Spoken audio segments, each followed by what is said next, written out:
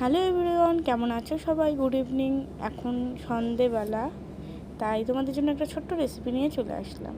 এটা রাতেরই রান্না, আর এখন আছি আমি মার বাড়িতে, তাই মা বললো আজকে আমাকে রান্নাটা করতে। তাই আমি এখানে কালো জিরা আর লঙ্কা সম্বাদ দিয়ে লাউ শাক আজকে বানাবো।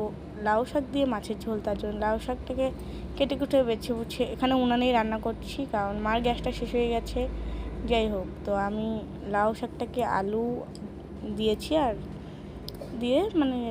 আলু দিয়ে আর লাউ শাকটা দিয়েই বানাবো।